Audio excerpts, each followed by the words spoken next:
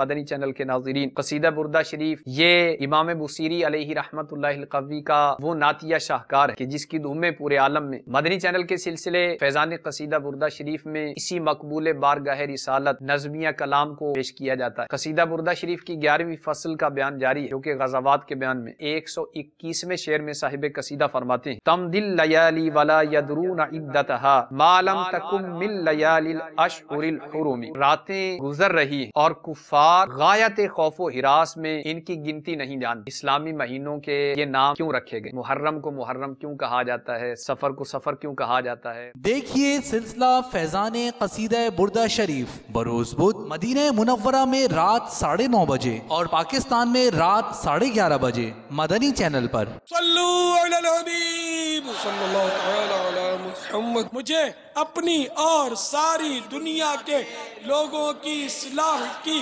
کوشش کرنی ہے۔